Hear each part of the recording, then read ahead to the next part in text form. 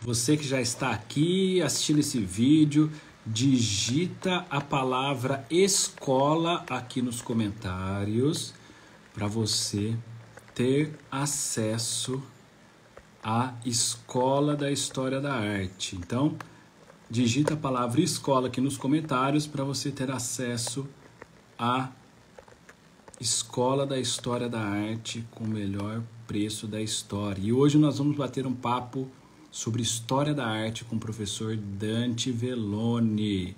É o seguinte, você que está aqui, é só digitar a palavra escola que nós vamos liberar um desconto exclusivo para você que ama História da Arte, assim como nós, a Escola da História da Arte. Enquanto você aproveita e faz a sua matrícula, eu vou convidar o professor Dante Velloni para estar aqui com a gente. Você já pode fazer uma pergunta diretamente para o professor. Aqui no programa História da Arte Online, vamos falar sobre arte, cultura, educação, filosofia. Não é um papo direcionado com vários slides, como a Escola da História da Arte, mas é um papo cabeça sobre História da Arte. Muito boa noite, professor Dante, tudo bom? Lucas, boa noite. Como vai você? Tudo bem? Espero que esteja tudo bem contigo. E com aqueles que nos acompanham aqui também. Muito obrigado pela presença dos meninos e das meninas aqui. Que maravilha, sejam todos muito bem-vindos. Escrevam aqui de que cidade você está falando, para que o Dante possa saber. E eu já queria começar aqui com uma questão, que esses dias eu estava lendo um poema do Manuel Barros, e ele fala assim, o andarilho, a poesia é parecida com a existência dos andarilhos. Os andarilhos não andam por caminhos traçados, eles fazem os seus caminhos, mas não sabem aonde chegar. E se um dia eles chegam, eles nem desconfiam. E eu estava vendo isso e falei assim, como a arte ela não é tão certeira assim, não é igual um computador 01 de resposta, não é, ela abre caminhos. Como que é isso, Dante? Por que a arte abre esses caminhos, abre a mente da pessoa? Lucas, porque como a poesia, né? Você fez um poema, você falou de um poema, a arte também é um poema. A diferença é que a escrita, né, o poema escrito, ele tem uma literalidade. A arte pode também ter uma literalidade e pode não ter. Mas, de qualquer maneira, as duas trabalham com um aspecto sensível do homem. O homem que, quando tem contato com uma fala como essa que você teve agora, ou com uma obra, uma pintura, uma escultura, ele tem uma emoção que é intraduzível. Não dá para traduzir a emoção que o sujeito tem. Nós tentamos, até mesmo às vezes, depois de assistir um filme que você acha maravilhoso e que te preencheu porque nós somos cheios de vazios, né? Nós somos cheios de vazio. E, de repente, um filme, uma escultura, um poema, ele preenche um vazio, pequeno vazio que nós temos, e ele nos faz maiores. Eles nos fazem maiores. Então, é isso. É porque a história da arte trabalha com a poética também. E a relação é a mesma, Lucas. Que loucura, né? Essa coisa da arte preencher um vazio. E a pessoa que está buscando esse preenchimento, ela nem sabe muito bem o que ela está buscando, né? Ela só sente que, de repente, a arte preenche um vazio, né? E como eu disse, e eu gostei até disso, é que nós somos cheios de vazios. Então, nós somos plenos de vazios, cheios no sentido de plenos, né?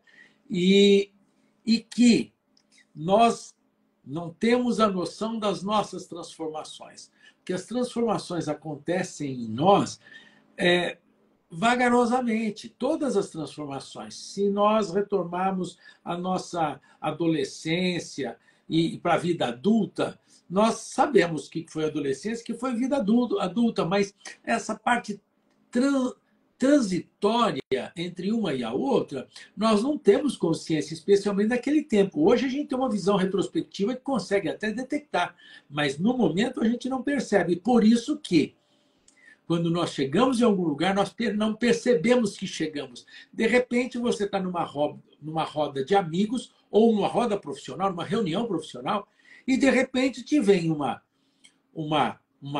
insight que você buscou na história da arte, e você menciona ali. Pô, de repente, o teu chefe, ou o teu colega, falou, opa, que bacana, enfim. Não quero me alongar demais aqui, Lucas. Que legal. Pessoal, estamos só começando essa live. Aqui embaixo tem um aviãozinho do lado da pergunta que enviar para os seus contatos que amam história da arte para estar aqui nessa noite com a gente, conversando sobre história da arte. Então é só você clicar nesse aviãozinho, já envia para umas 5 pessoas que, quem sabe, tem alguém que também gosta de história da arte como você e poderia estar aqui com a gente. E aqui também tem um ponto de interrogação que você pode deixar sua pergunta para o professor Dante, seja aqui ou seja nos comentários, para que a gente possa responder aí para você.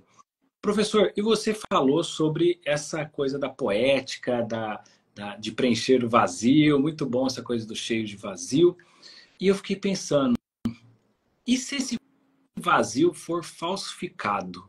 Como assim? Peraí.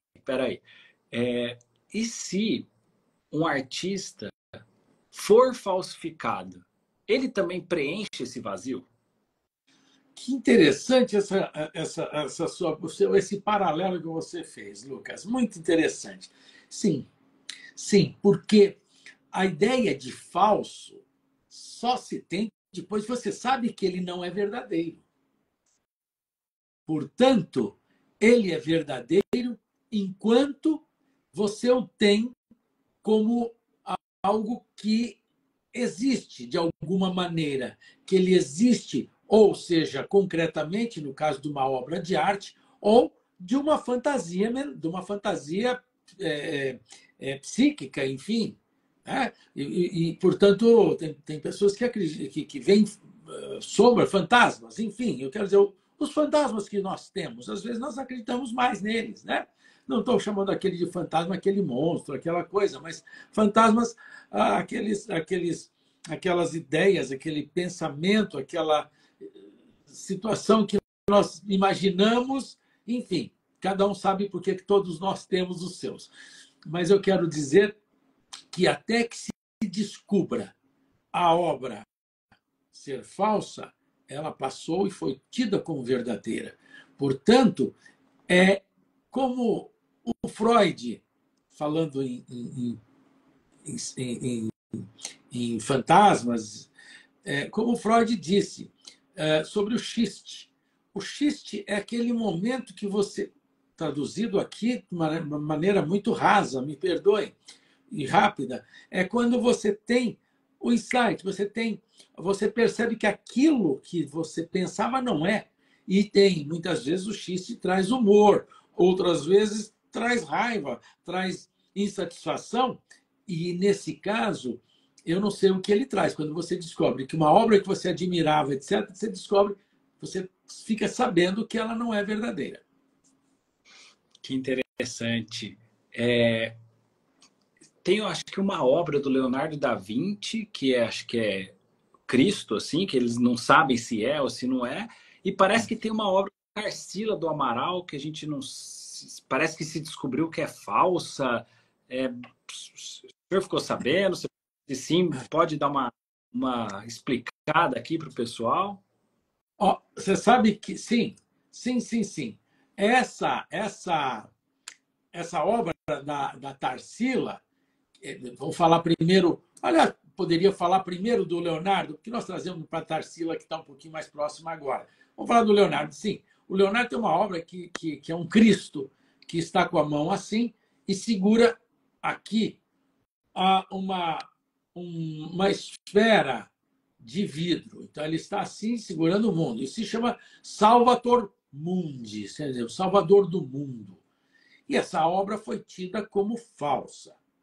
Era dada como não autêntica, porque uma coisa é falsa, a outra é não autêntica, porque vamos começar a distinguir por aí.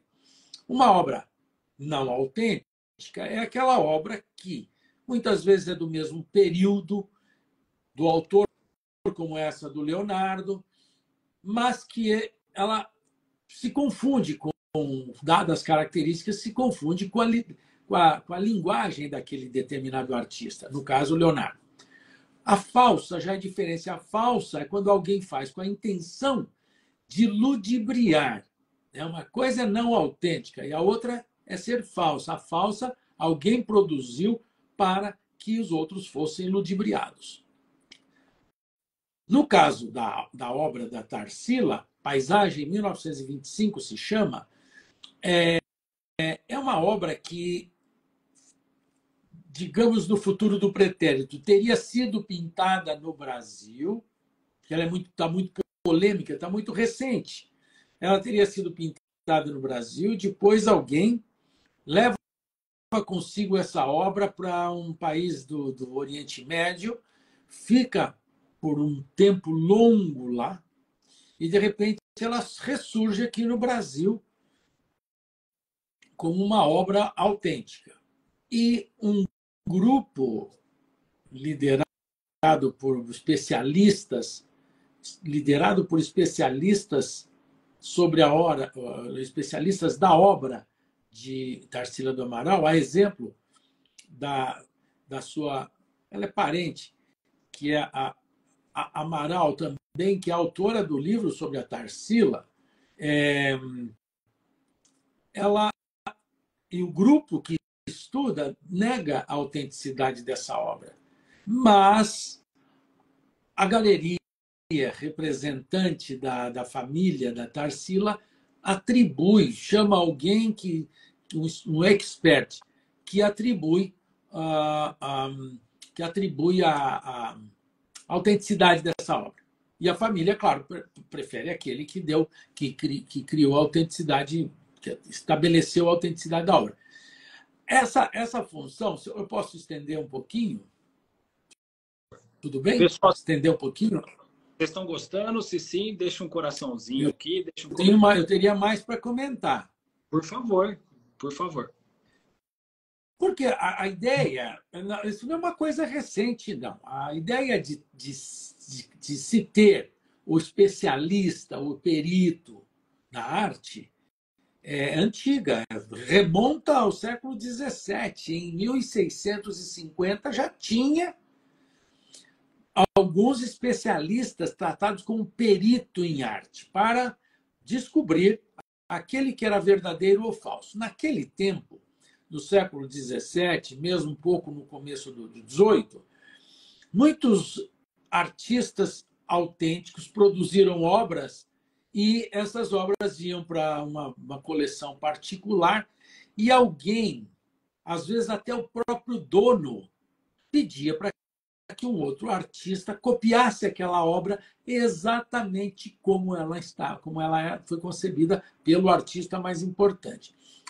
Esse copiador, não sei, não teria um termo, porque ele ainda não é falsificador. Esse é só um cara que faz uma cópia. Porque, às vezes, eu vou dar um exemplo aqui.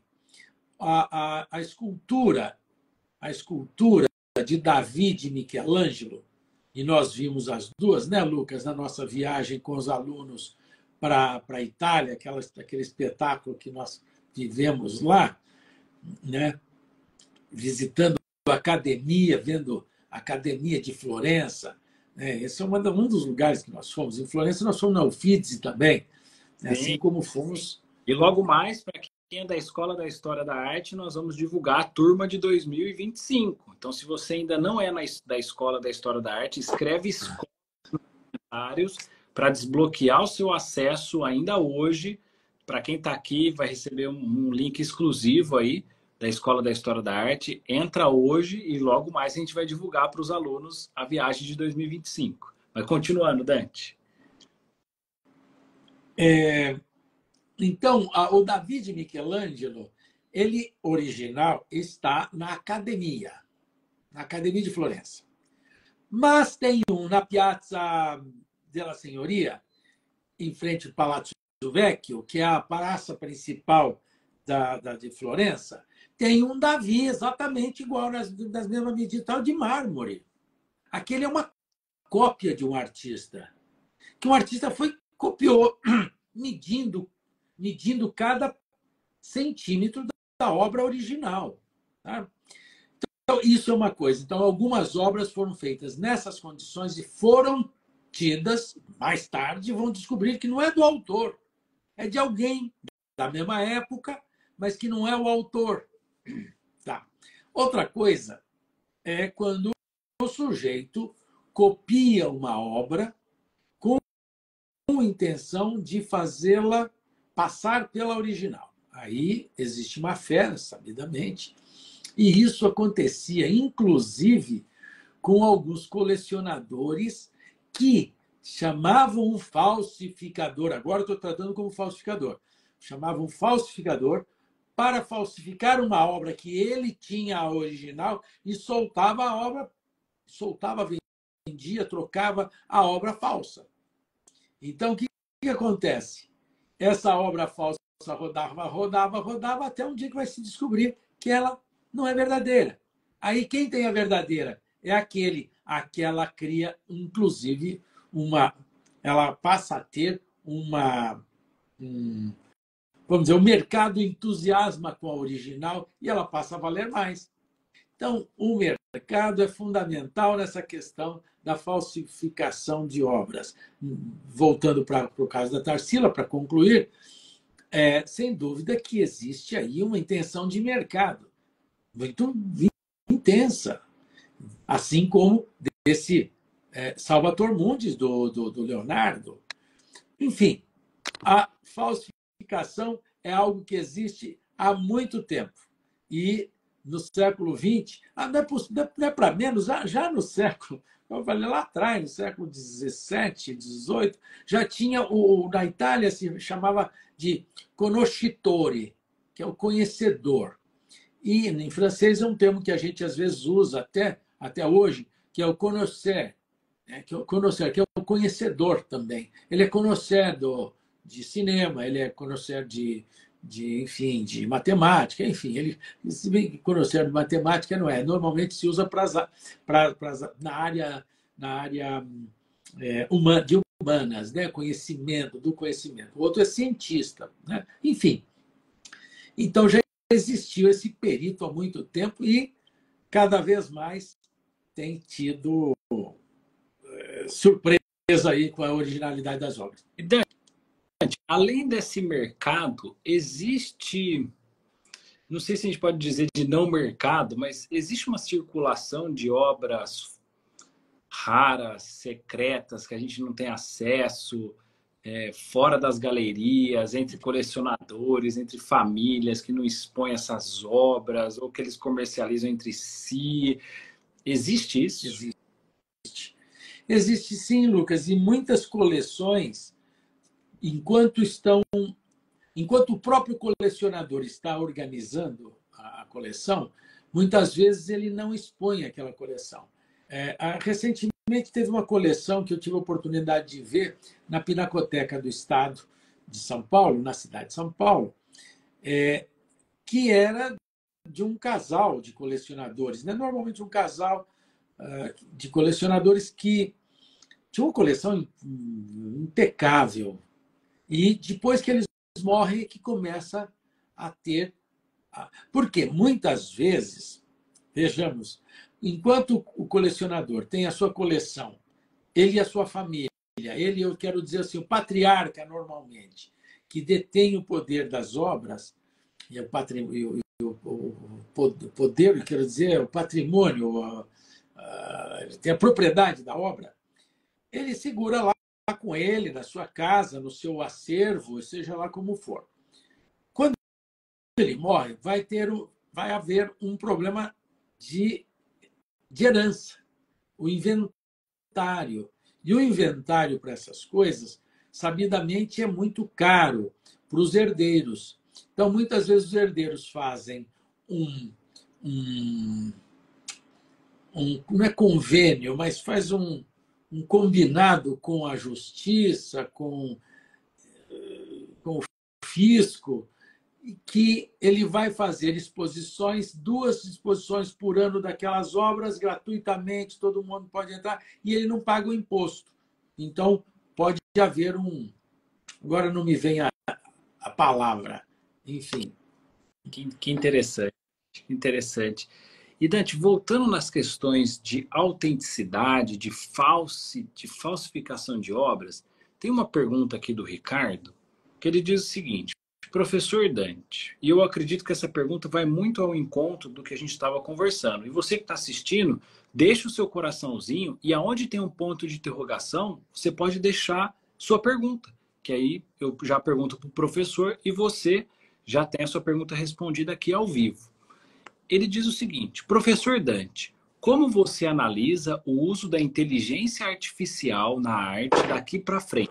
Acha que estamos entrando em um novo período artístico?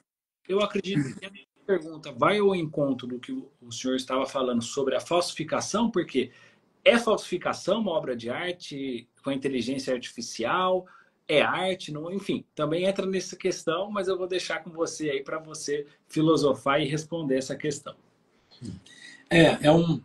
Toda a discussão que envolve agora a inteligência artificial, ela corre o risco de ser algumas avaliações prematuras e outras muito conservadoras, prematuras com um futuro meio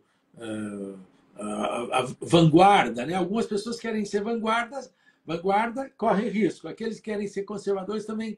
Então, sempre nós estamos num terreno movediço quando falamos de inteligência artificial e arte. Mas uma coisa ficamos certo: enquanto o homem estiver atrás da decisão de criar essa obra de arte, não há problema nenhum. Nós não estamos entrando numa nova fase da produção da arte. Pode ser que, no futuro, qual arte, né, que nós estamos falando?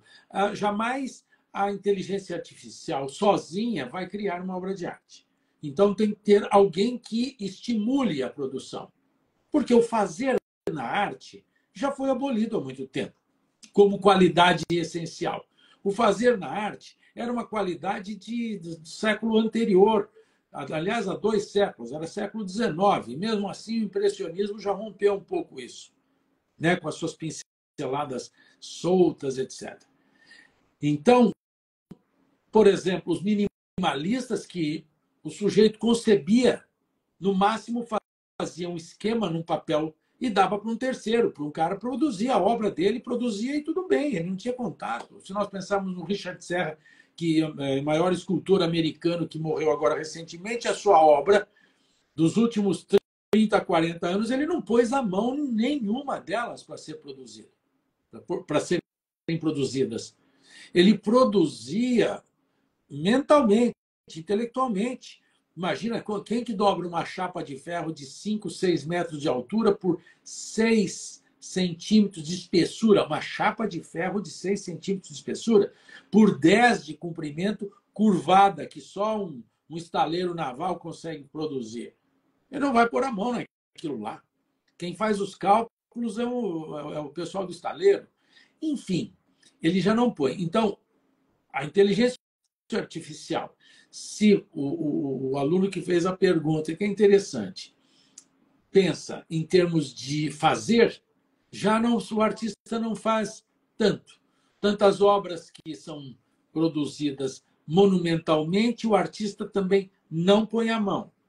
Obras menores também, esculturas já feitas com a impressora 3D, tudo bem, já é um pouco de inteligência artificial? Nem tanto, ela é só uma leitura de espaço com uma dimensão a mais, né?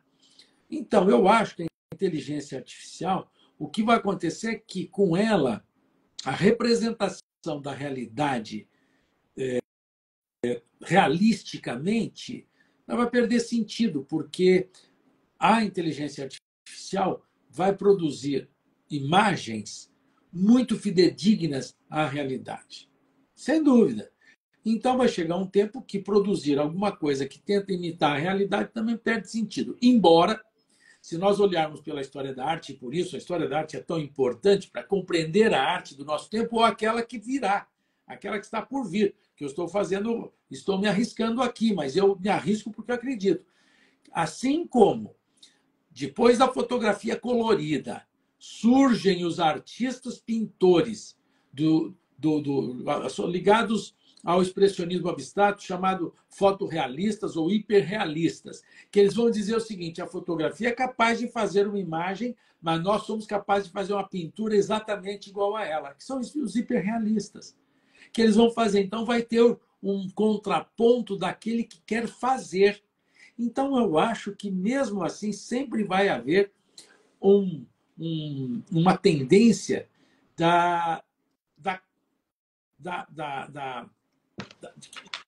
uma tendência de o homem colocar a sua capacidade de homo habilis, né? De homem que tem habilidade para fazer.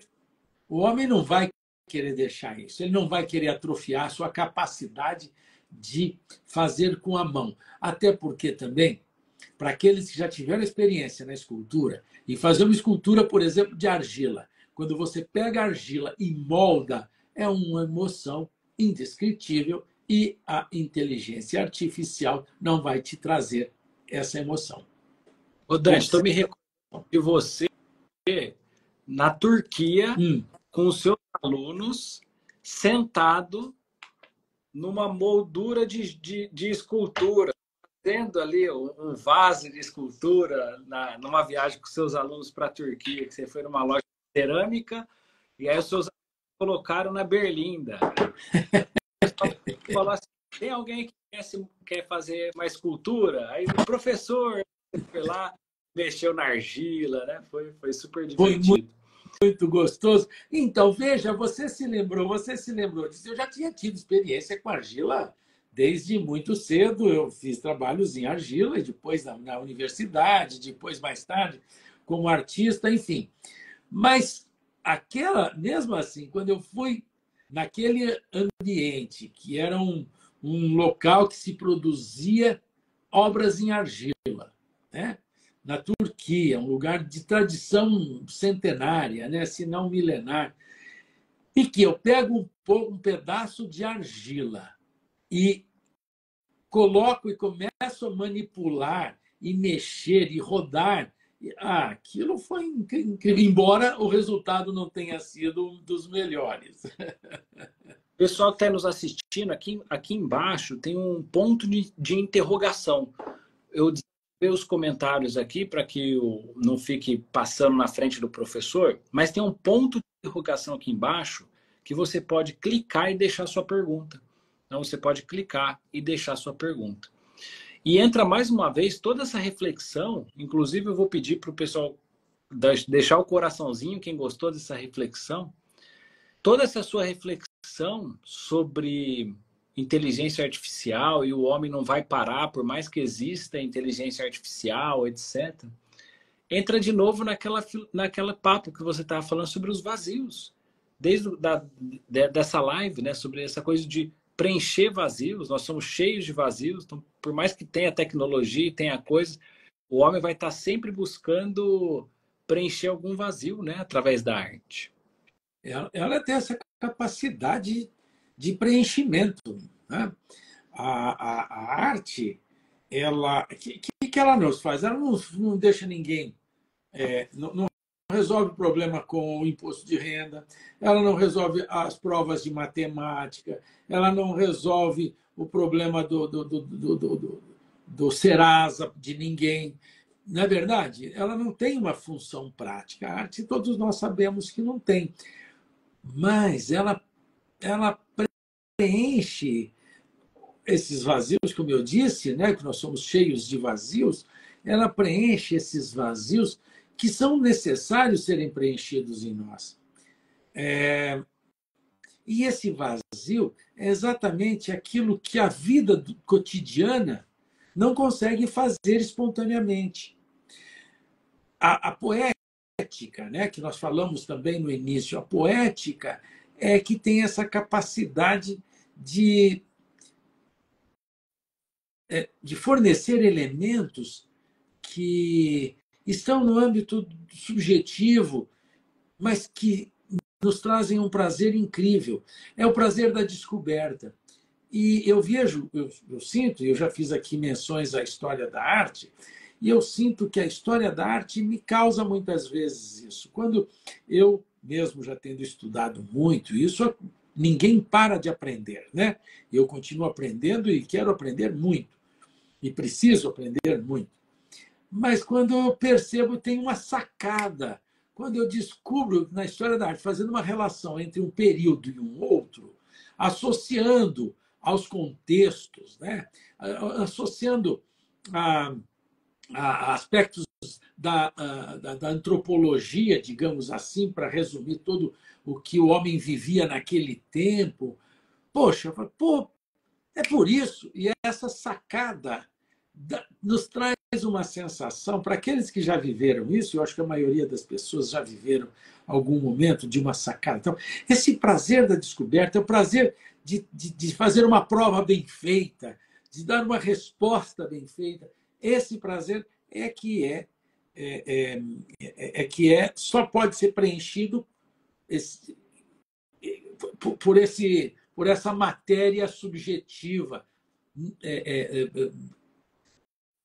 impalpável, enfim. E eu vou deixar, inclusive, aqui, ó, rapidamente, para as pessoas verem, digite escola para ter acesso à Escola da História da Arte. Esse prazer que o professor Dante está falando é justamente o que você vai ter na Escola da História da Arte, porque ao longo do processo, ao longo do seu caminhar, você tem tantos prazeres de descoberta, de a história, a Mesopotâmia, o Egito, a Grécia, a Roma, o Império Bizantino, Barroco, o Realismo, enfim, todo, Renascimento, toda essa organização que o professor Dante tem, você vai ter, e esse prazer, às vezes, é até mais redobrado, eu acredito, do que, às vezes, ir até no museu, porque, às vezes, você vai no museu e você acha bonito as artes. Eu falo que eu tive estive no MASP recentemente, maravilhoso, sensacional, mas é um prazer visual, isso é, mas o prazer da descoberta, de você entender, agora eu sei por que essa obra foi feita, por conta disso, daquilo outro, associado com a história, com o contexto, etc. Nananã. Isso você só descobre num curso de História da Arte com alguém que tem um material confiável, como o professor Dante Velloni, que eu recomendo fortemente que você possa ter acesso, além da vida prática, né? Além das coisas práticas, que tem até uma pergunta aqui de uma pessoa, mas eu vou deixar o Dante falar aqui. Só um minutinho, Lucas, porque eu vou pegar uma coisa aqui para eles.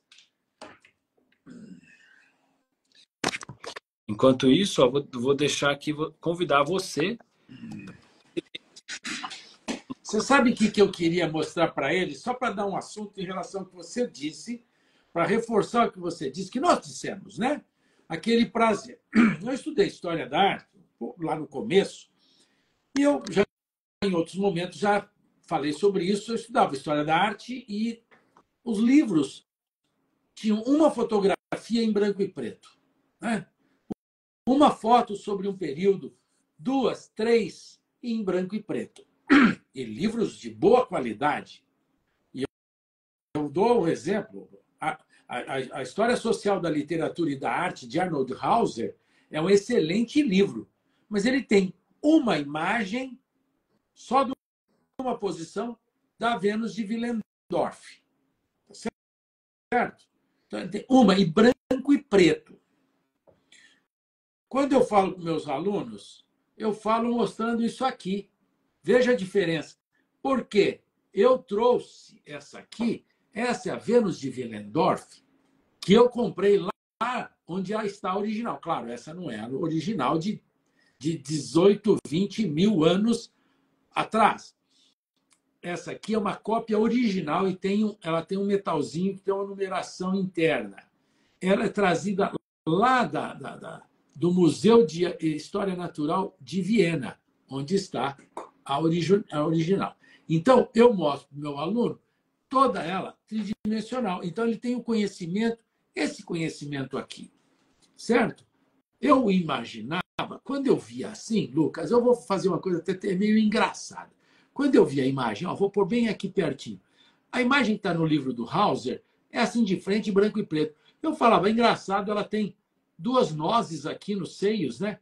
Não é, é o bracinho dela que está dobrado. Eu só fui descobrir isso muito mais tarde, quando eu fui lá vê-la e conheci a original. E hoje eu posso falar para meus alunos e mostrar para os meus alunos detalhes anatômicos dos mais diversos. Então, isso é um aspecto. Agora, por que, que o homem fez isso aqui?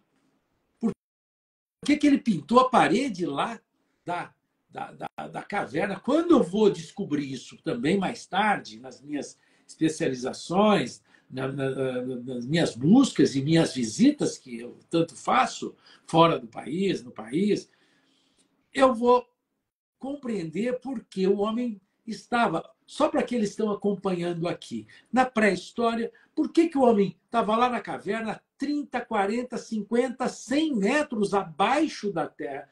Não é uma cobertura que ele ficava, não. Ele entrava naquelas fendas das cavernas lá no fundo.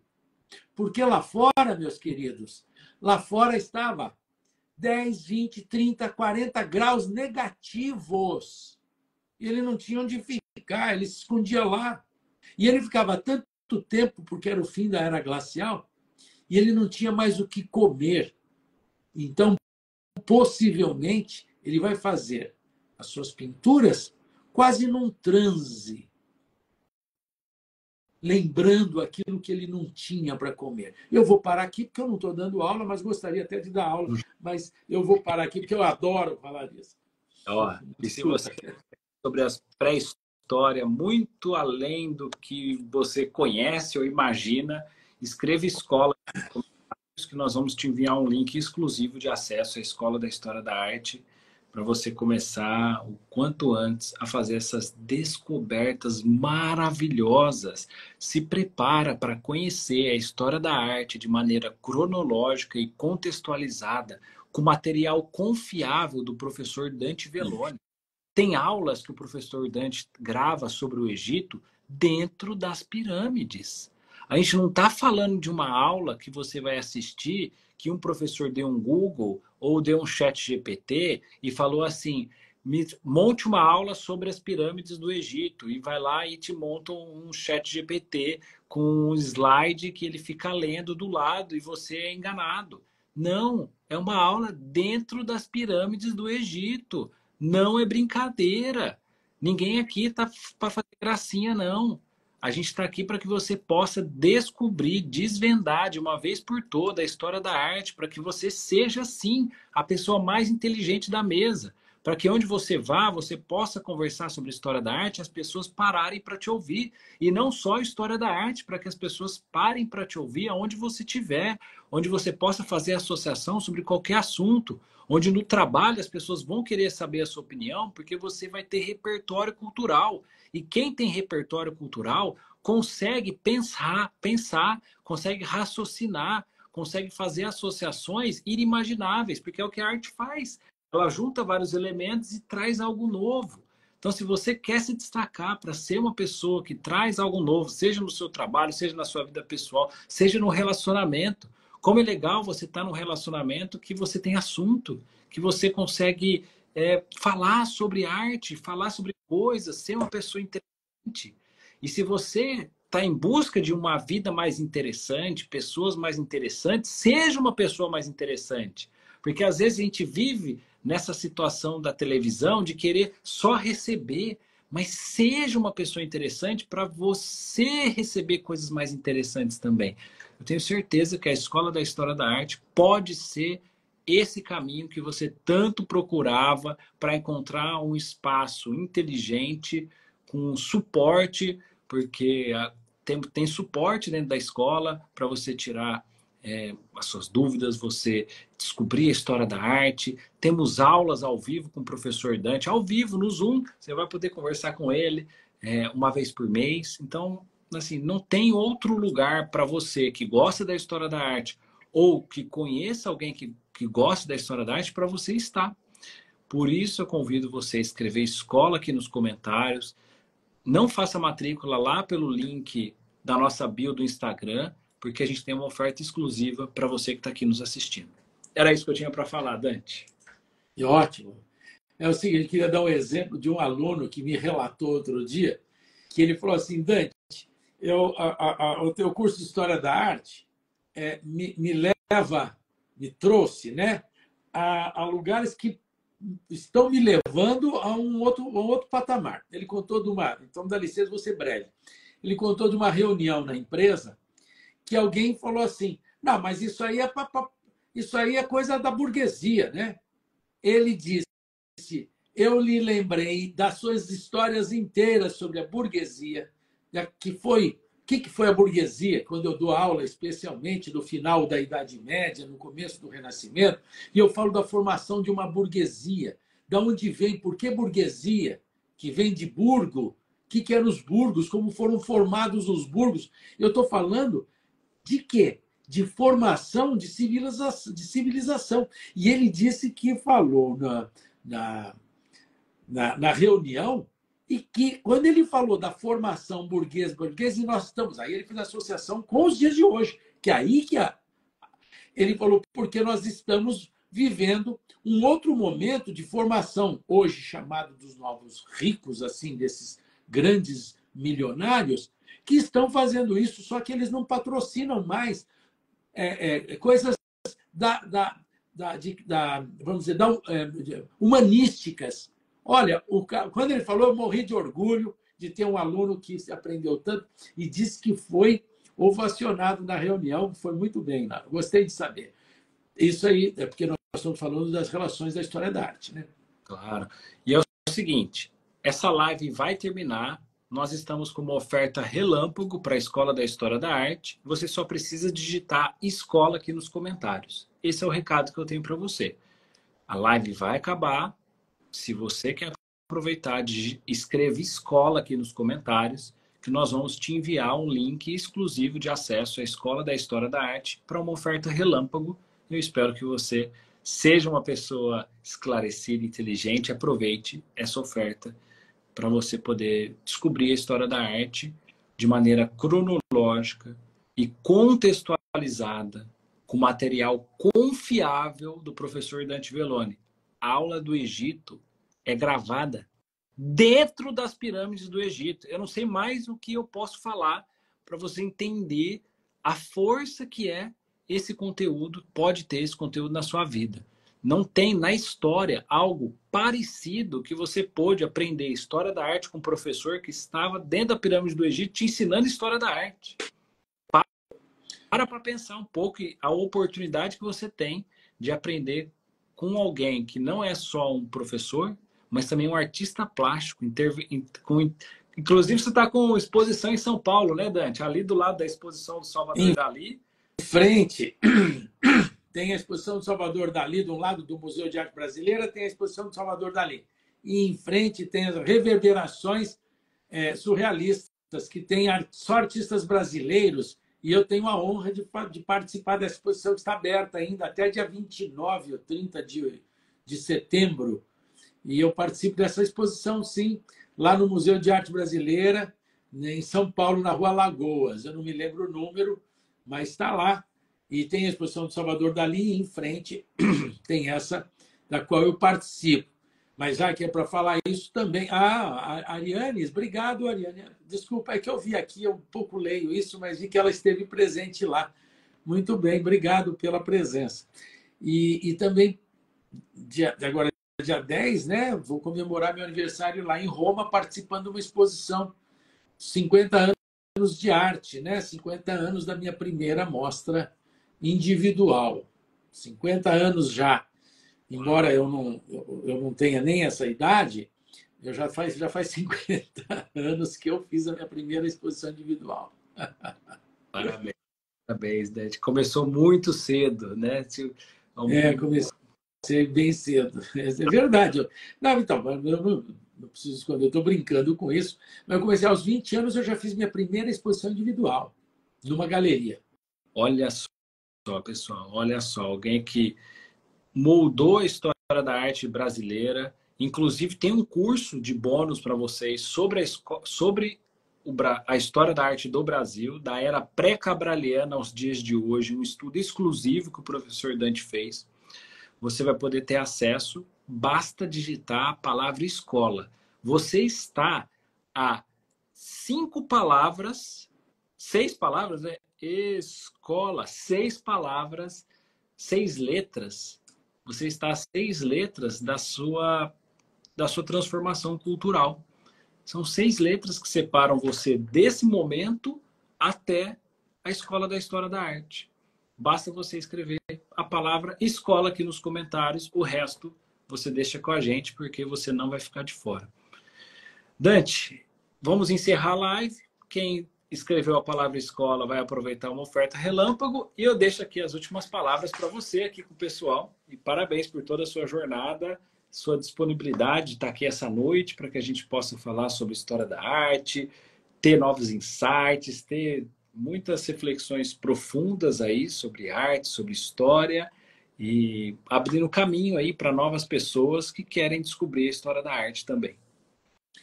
Lucas, muito obrigado. Primeiro, agradeço a você pela parceria.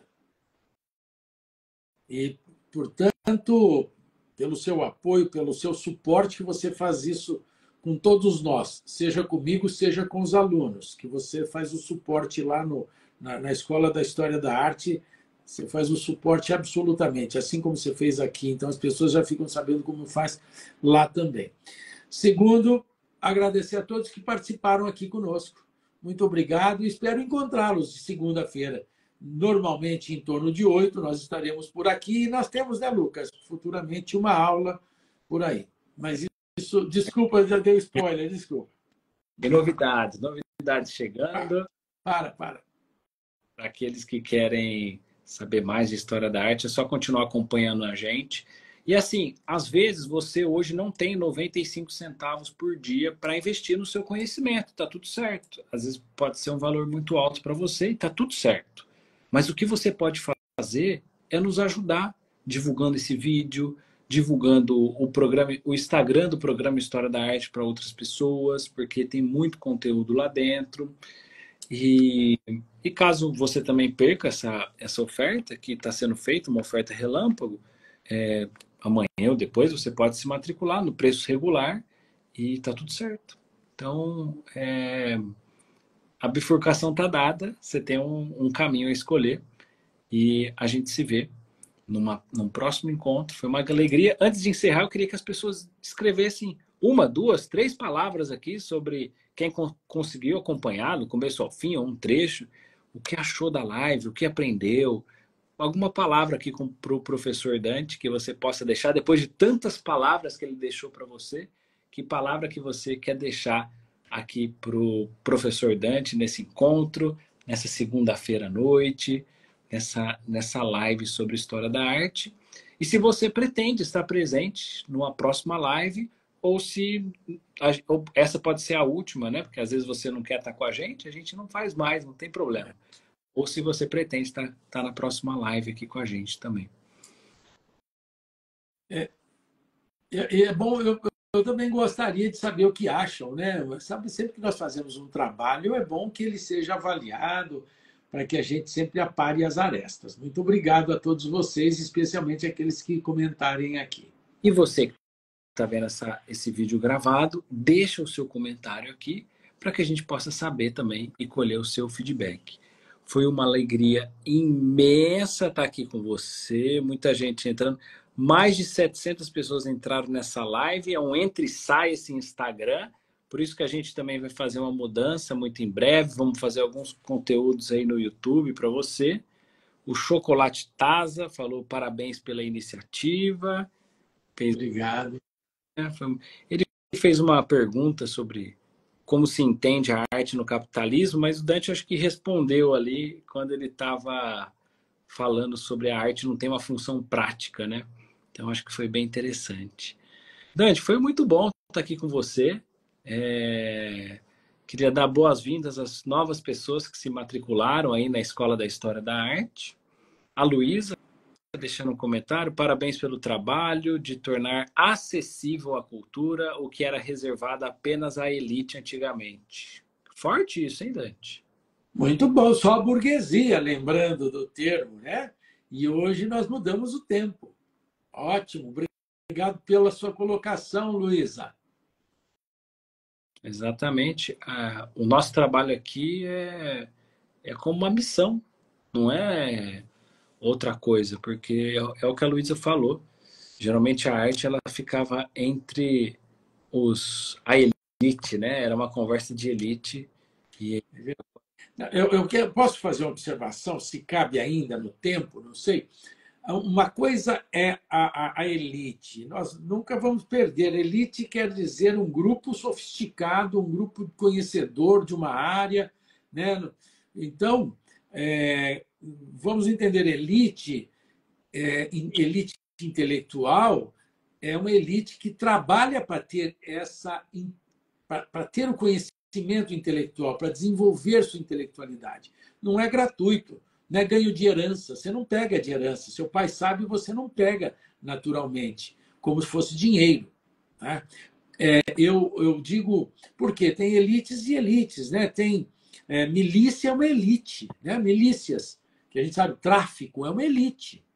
Você vai lá, entra. Não, para entrar lá precisa ter certas peculiaridades, características. Não estou fazendo avaliação de qualidade de ninguém.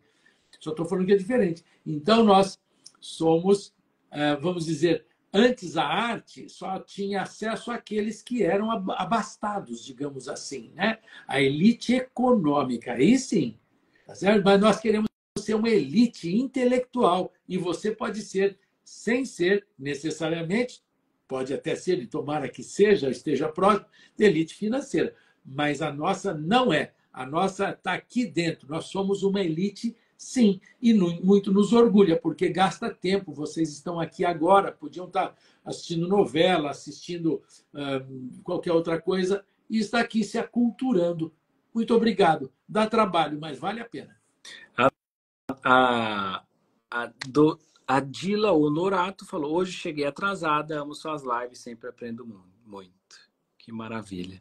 Dante, bom descanso. Está disponível para ela assistir inteira, Lucas? Não. Que? Live? Eu vou tirar agora aqui e aí eu deixo salvo aqui no Instagram Então, para ela assistir. Ela pode, se ela entrar no Instagram amanhã, por exemplo, ela pode assistir. Pode assistir. Pode assistir. Beleza. Depois. Que bom. Pessoal, uma alegria estar aqui com vocês, Dante, uma alegria, e a gente se vê no próximo encontro, se Deus quiser. Até lá, então. Um abraço. Até já. Abraço a todos e todas.